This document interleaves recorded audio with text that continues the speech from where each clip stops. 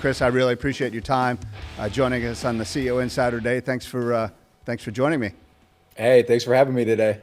So, there's a lot of things I want to talk to you about today. Obviously, I want to talk to you about your ice shaker, of course. Hopefully, you've got one with you. You could show me and show the audience. I need to get one in here, man. Come on, man. I need to get one in here. Yeah, I know. Yes, All yes. day, every day. I should have Absolutely. sent some out before the show. Yeah, we'll do it next time because we definitely want you back. Want to talk about, obviously, Ice Shaker, your career, your transition from professional sports into business. Want to talk about Shark Tank, talk a little bit about the Gronk family. Obviously, I can't imagine what Thanksgiving dinner is like at the Gronk family. So tell me a little bit. Tell me what it's like to be at Thanksgiving dinner on the Gronk family. Man, good. It's been a while. Oh, we got dogs barking already. I hope it doesn't pick it up. Back in the day, five boys around the table. I don't even know how my mom even was able to cook because we were just sitting in there and we just would pick off food all day. Like she'd start making the food and we'd just sit there and eat it. It didn't even matter if she was making like cookies or whatever. We're still eating it if it was raw.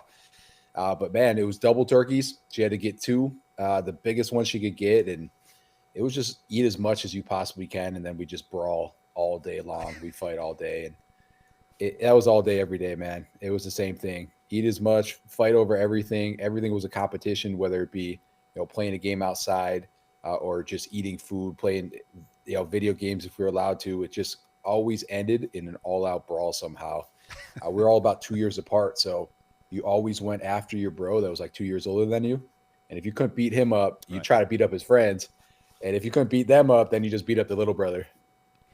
Yeah, and you were the older brother, so you beat up Rob. That's what you told me before, right? Yeah, so I was 2 years. I was the middle of the five. So Right. my older brother Dan definitely was an absolute. He dominated. Beast.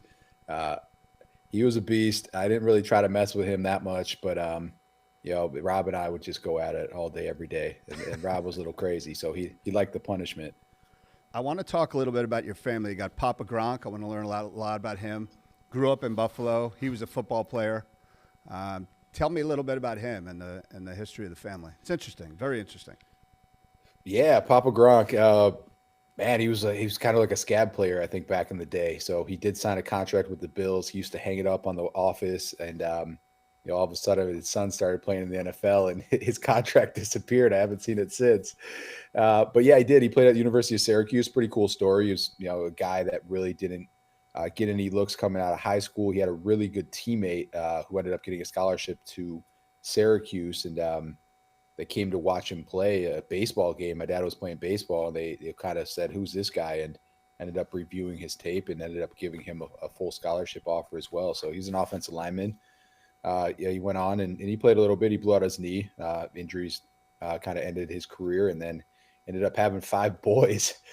So pretty cool story. He went on and after we started playing sports, he wanted to get fitness equipment for us. He wanted to get us trained on the same type of equipment that he was using in college, high-end Olympic grade benches and squat racks. And when he went to do so, he had to actually drive all the way to New Jersey from Buffalo, New York, which is about an 8-9 hour drive just to get quality fitness equipment. And he ended up starting a fitness equipment company just for us, because of the need for us to have quality fitness equipment. Started with one store. 32 years later, he now is the second largest distributor of fitness equipment in the U.S. Yeah, so you not only have the pedigree for the athletic part of it, but you also have the business pedigree. And like you said, he's still doing it now, which obviously I'm sure made a huge influence on you and how you see the business world, right? Yeah, so I grew up, I watched him open his first store. I then was working in his warehouse. I was then delivering fitness equipment and driving the trucks when I was able to drive. I think when I was 16, I was driving a truck or whatever the legal age is. And yeah, I grinded it out back then and really saw him grow from one store to 15 stores and then, pick up some big commercial grade accounts as well. So really cool to see. Then when I entered the business world, it's funny because I never really listened to all his advice until about 3 or 4 years We later. don't listen to our parents Uh, until later, right? yeah, until I finally realized, how impressive it really is what he's done. It's been 30 plus years. That's very difficult to achieve, and 200 plus employees. To build a system and a process out to be able to maintain that and really grow it over all this time is so impressive that I'm always now asking him questions. When I first started, I wouldn't even listen to a thing he said, and now I'm sitting there begging for more info. And the guy's in unbelievable shape. Whenever I see him online or whenever he's going to events with you guys, looks like he's ripped. He's pretty ripped still, but he has to keep the image up. He's 62 now, and he's selling fitness equipment, so he's got to keep it up. Right. So, okay, so you go to Arizona for football. I know that's, I believe a couple of your brothers maybe went to the same school. But anyway, Arizona football, you make your way into the NFL. Tell me a little bit about, how you got into Arizona from Buffalo. Yeah, man. So I was going to the University of Penn. Kind of crazy. I got accepted into the Wharton Business School. My dad was the most proud dad ever. He had a son that was a scholarship player for baseball. He had a son that was a scholarship player for football. And then he had his Ivy League son. So he was all pumped up. And I was committed there, went on the visit, didn't love it, and really wanted to play ball at the highest level. So I was kind of a bubble athlete. I was a 2-star, wasn't really getting offers. So I ended up getting a last-minute offer to the University of Maryland. My brother Dan was there. He was doing well, and they were about to go on academic probation. So they lost a couple of running backs, too, that were supposed to come in that class, and they were like, hey, Dan's doing so well. Let's just bring in Chris, and at least he can help bump our grades up. So that's kind of how I got the scholarship. Really? It was like 2 weeks left in summer, and all of a sudden I'm decommitting from Penn, and I'm going to the University of Maryland on a full scholarship, which I thought was the right move. Back then there was no academic or athletic scholarships for the Ivy League. So I would have been paying full price. I would have been leaving school with probably $200K in debt.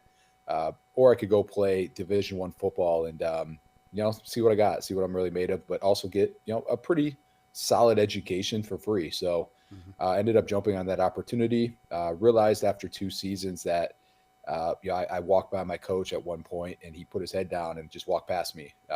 It felt like they didn't want me there. It was kind of the thing. I did go in there. I got a 4.0. I was Iron Terp, which was, the strongest pound for pound athlete in the running back room as a freshman. And I did everything I could to make a mark and play. And it just didn't look like it was going to happen for me at Maryland. So I ended up transferring to Arizona. I like to say that I'm part of the reason the old coach ended up getting fired because I had a great career there and then ended up going undrafted, but had a shot at the NFL. Ended up going to the Cowboys undrafted, made the team. It's the first time an undrafted free agent had made the team in over 10 years for the Dallas Cowboys. Started for them and then ended up starting for the Colts and the Broncos as well. So for me, a successful career, undrafted, never thought I had a chance at that next level. I ended up leaving with pension, retirement, and a decent chunk of money in my bank account that allowed me to then go on and build a career in the business world. Okay, so who's the coach and who is the quarterback? So it was Tony Romo was the quarterback, and then we had Wade Phillips was the head coach, and then he got went 1-5, and he got released halfway through the year. So tough season. All right, so tell me what it's like. You walk on the field. You're playing for the Dallas Cowboys, right? You said it's your first game or the second game of the season. What is that feeling like? Man, I'll tell you, the first play I walked out there, it was actually very distracting because it was a new stadium and there was people dancing on every floor of the stadium. I mean, there was like 3 different levels where there's people partying or dancing and like so much going on. And the first play, I actually had to ask the quarterback again, like, hey, can you repeat the play call? Because I just wasn't locked in. It's just never seen anything like that before. So, man, but yeah, after that, I mean, you're super shaky on the first play. My hands on the ground, and it's shaking. And then I get up to the line, I get one hit in, and then it's kind of just like, hey, you don't even realize there's anyone there. You're back to just playing football. And were you playing fullback your entire career, all through college? Yeah, I was playing more like a wingback, but fullback as well. And once I got to the NFL, they pretty much said you are not big enough to play anything but fullback. Really. And has the role of the fullback changed a lot? I don't think the role has really changed. They just find other players to fill that role now. It's all about roster spots. You have 45 guys on game day. And if they can use a tight end that's going to be a third string backup who's not really going to play and put them in a role as a fullback and take 30 snaps, that's saving a spot for another guy. So, Right. not every team's going to carry one. And if they do, it's usually only one. There's no backup. The backup plan's a tight end or another position. Sometimes even a lineman can fill that role. So the position is definitely fading a little bit. Yeah. Right. All right. So you go to the Colts. Who's the quarterback of the Colts? So I get there, and it's the first time they've ever had a fullback in the history of the Peyton Manning era. You're kidding. So Peyton's there, but they don't know if he's going to be able to play. So they bring in a fullback as a kind of a security blanket for the run game, and that fullback was me. So pretty interesting. They had no plays when I got there for a fullback. It didn't make any sense to me at first, and then I found out pretty quickly that Peyton pretty much had no chance to play that year. So Curtis Painter ended up starting the season. We ran through about 3 or 4 different quarterbacks by the end of it. Right. And we started off 0-13. So I got this cool picture right about here. We're 7 games in. We're losing about 60-3 against the Saints. Ended up tackling Darren Sproles on special teams, and I tore my pec. I ended up clotheslining him on about the 15-yard line. It was a great play. I was super pumped, and I went to slap up some teammates, and I couldn't really slap him up at that point. So found out that I completely just tore the tendon off the bone. Your pec rolls down. It's kind of just like sagging down, and ended up doing that in the second quarter. Finished the game, and I ended up playing like 30-40 snaps after that, and they were like, hey man, like we're really going to use the fullback after this. We need to really integrate it more. And and I was like, yeah, that's cool. And then I went into the see the doctors the next day, and they're like, yeah, you're not going to be playing at all. Ended up having to have surgery, and I was done for the year. Oh my God. And you didn't feel any pain? No, it hurt. I thought he just popped me in my right in my armpit area, and it was just bruised. Right. But your adrenaline's pumping. I mean, I was trying to stretch it out and everything during the game. I thought I was just a bruise. And once that adrenaline's gone, I got on the airplane to fly home, and it was just, I was done. Yeah, I was toast. I was throbbing. Gosh. Yeah, for sure. And then the doctors won't tell you that it's torn. They looked at me like, yeah, you need to come see us tomorrow. And they knew. You could tell immediately that it was completely torn. Oh man. Okay, so you go to the Broncos. Who's the quarterback of the Broncos? So Peyton gets traded there, and then a week later I get traded as well to the Broncos. So I'd like to say that Peyton was the one that brought me there. Right. So I can't confirm that, but that's what I'm thinking.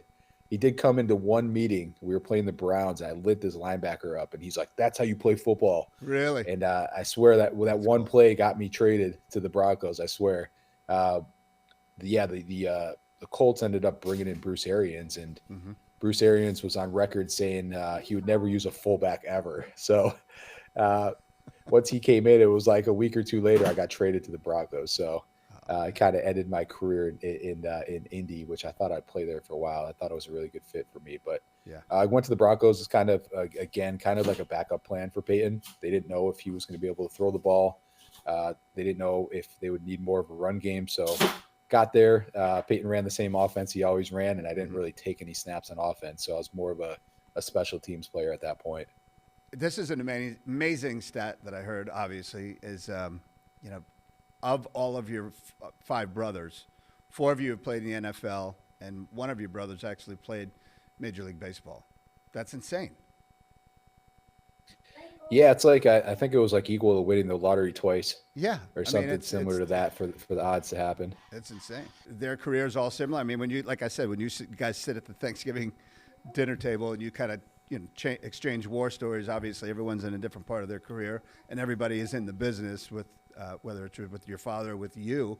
I mean, I can't imagine watching a football game with the Gronks. Yeah, it's fun, man. I mean, it was in and out for a lot of us. I ended up playing 35 games. So I played the second most games out of the family. Brother Dan, had 2 pretty good seasons, bounced around for a little bit. Youngest brother was, practice squad, ended up getting a Super Bowl ring.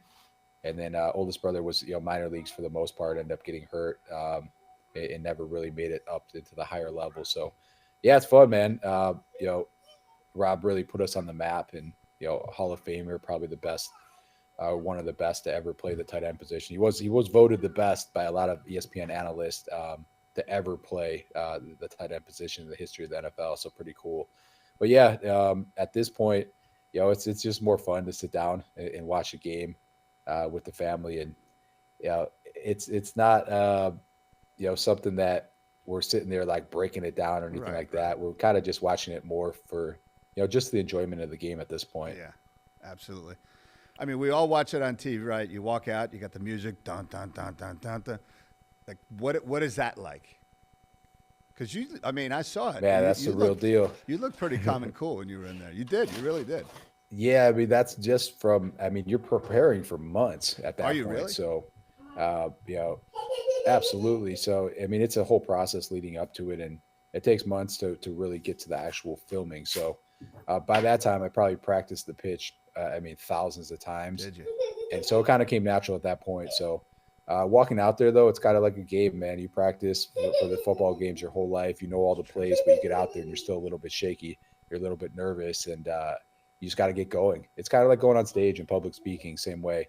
Right. You're prepared, so you're confident. You walk out there, you sound confident, but in your head, you're like, man, I just got to get this going. I'm a little shaky. The first couple lines always come out shaky, and then boom, you're in it. You're good to go, and everything kind of just kicks in because you're so well prepared for it. So same thing with the show. I walked out there. First 2 minutes, they just sit there and make you stand there, and the lights just go around you, and they make it seem like the sharks are staring at you, but they're not. They're sitting like on their phones, they're doing whatever, man. And then they they clip the shark staring you down, but he's not actually staring you down at that time. So They kind of piece some things together to make it more dramatic. But first 2 minutes, it's definitely, the lights are on, the cameras are on. You kind of naturally just get a little bit nervous because of that. Then the pitch started, and crushed the pitch, and then my brothers ran out of the back room, and we did a massive chest bump, and at that point, it was game on. That was game on, and then flip cup. Oh yeah, that was a great idea. That was good. They liked it. Producers weren't in love with the idea. They do. The producers were a little bit worried because it's ABC and it's a family show, and Flip Cup might be considered a drinking game. So I had to convince them that it was for water only to get rehydrated after big games. That's funny. And what I heard is, when the cameras are, they're probably firing a lot of questions away at you. That's not what we see on TV, right? I mean, they probably pick and choose some of the questions, but they're firing away questions at you. They're showing the best 8 minutes. There's actually more offers than what we're showing on the episode. Really? But yeah, they're breaking it down. They're breaking down everything possible because it's a real investment. And at the end of the day, obviously they don't need the money, but what's more important to them is their time. If they go and they throw some money into my company and it's just a complete disaster, it's just a waste of time for them at the end of the day. Right. These guys are on the show and girls are on the show to make an impact. They want you to do well. They don't want to just sit there and waste time on somebody that doesn't actually want to be there or actually want to put the work in. So for them, it's really all about, finding a great company that they can help get better. All right. So whenever I watch the show, the most nerve-wracking part is when you actually start getting offers. And then, of course, they all, Cuban's the best at this, you need to give me an answer right now, right? And the others are staring at you, and you're like, what do I do? What do I do? And I saw yours. I mean, you did good, but was there a point there where you're like, oh, man, what do I do? Yeah, man, we called the timeout, and I don't think they showed it in the actual episode. But yeah, we called it. We did a bro huddle, NFL style, and I don't think they showed it, but that's what we did. And I'm pretty sure they cut it out at that point. But I said, hey, I need to talk to my family. Let me get a minute here, and we did. And then kind of put the game plan together, came back out, and this show's all about counter offers as well. You want to always counter offer, so there's always going to be some kind of counter no matter what, because it makes it more dramatic and better. So they definitely encourage the counter offer no matter what, and so we came back with a good counter, and it all worked out well. Yeah, because did you get offers from all of them at one point? I did, yeah. All 5 ended up coming in on it. Good. And different offers, but all 5 made an offer. So you went in for 10% at $100,000. What did you end up getting? You got more than that, right? You got more. You got 150. Yeah, we got 150 for 15%. So same valuation, just gave away a little bit more of the company. Right. Right. All right. So, what's the advice to somebody that's getting on Shark Tank? Like, what's the key? What do they need to know? Yeah, I mean, I would first say, be ready for it. Like, don't try to apply if you're not ready for it. It's not really going to benefit you if you don't know what you're doing. You're not set up for it at that point. Number two, man, stick to your valuation for sure. A lot of people Yeah. go on there and they just kind of fall for whatever the sharks say. So sometimes they give away way too much of their company and don't realize what they're doing at that point. Uh, so yeah, that's kind of my advice for it.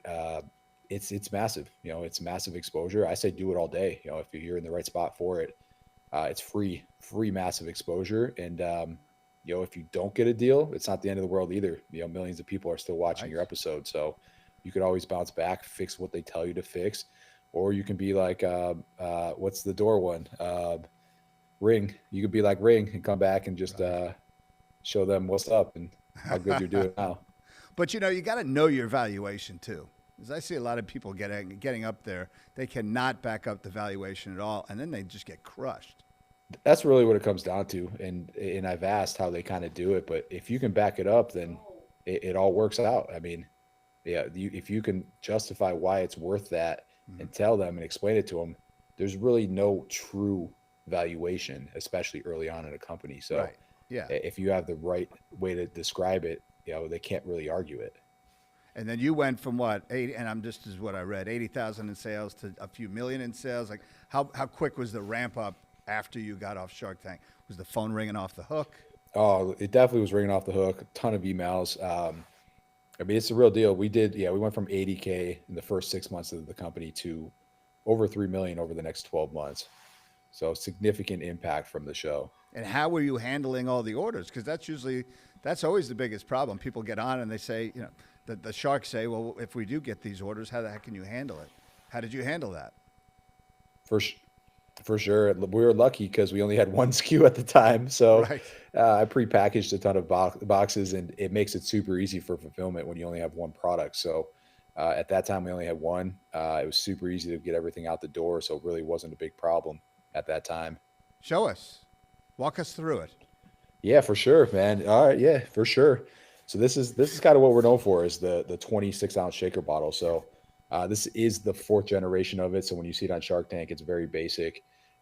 We then added a handle on it. Of course, it has the easy open pop top on it. Uh, we then created this patented twist and agitator. So this wasn't in it on the show. This will actually break up powders. It also works as a strainer as well. So if you put a bunch of ice in it, flows to the top, usually clogs the spout. This is going to stop that from happening. So you always get good water flow. Twist right off, dishwasher safe, makes it super easy to clean. The bottle itself is, of course, kitchen grade stainless, measurement markings inside. We added a silicone base on it so it doesn't chip on the bottom, doesn't slide, doesn't make a lot of noise when you're putting it down. We have the ability to personalize them all as well, as we were talking about earlier. So kind of just the ultimate bottle for everything is what it is. And we then grew from this product to over 8 different product lines. So anything from a 1-gallon jug down to a 14-ounce cup, we now have. So it's a full line of products at this point. Yeah, and you've got what 100 over 140 SKUs or something like that, different color, different sizes. And now For can it sure. really hold ice cube for 30 hours or 24 hours? Like if I wake up For in the sure, morning, yeah. are So there we going to be ice cubes are going to still be in there? Yeah, so it's all third party tested. We've been on shows like QVC where they make us back up all of our Right. claims. So we send it off to labs and it's third party tested. Our 26-ounce bottle to hold ice for over 30 hours. Right. So you're in like GNC, you're in I think Lifetime Fitness, right? What's the plan here? Is it to get into companies? I mean, what's the long-term plan? Yeah, for sure. So decent retail profile right now. We're in GNC Vitamin Shop, Lifetime Fitness, 24-hour fitness. We're in half the Walmarts. We're in some grocery as well. Sounds like we'll go into all the Sprouts, so pump for that. We do a lot of customization as well. So anything on the promotional side of a business, we can fulfill as well. So if you need a logo for a golf event, if you need a logo just for employees or customers, we can supply all that as well. So really growing in every avenue. Really nothing is off limits for us with all the different variations of bottles that we have. So really, it's just getting our name out there. I was just at a show today, local show, and people are running up saying, "Hey, where you guys located?" I'm like, "Right here." And they're like, "No way! I saw the Shark Tank episode. I had no clue you're right down the street from us." Yeah. So it just shows you how much potential is still out there. Yeah, and I mean that's the big question, right? Chris Gronkowski lives in Dallas, and he's in Texas. He's a Texan. I'm sure you were here, obviously, when you played for the Cowboys. But I mean, why are you still in Dallas? I mean, you've got your warehouse here. Tell me why Texas? For sure. Yeah, man. It's a great place. So I came here, then bounced around to multiple other teams, and this is a place to be. It's great for business. It's tax free, state income tax. Just location wise, perfect for shipping, perfect for traveling as well. It's easy to get in and out of this area as well. So to get the shows in California, it's easy. And then to New York, you're splitting the country perfectly in half. So man, our shipping rates are great. Everything's great. Everything gets there. For the most part, all of our packages arrive in 3 days, unless you're going like way, way up north, Washington or Oregon area, or like, Maine, stuff like that. So overall for business, this is a great hub as well, where people always end up just coming here as well. Friends, other business acquaintances, they always just end up coming to Dallas for something as well, which is also great. You got it, Chris. No, I really appreciate your time. Thanks for joining us on the CEO Insider. I appreciate it. Thanks for having me. All right, Chris, take it easy.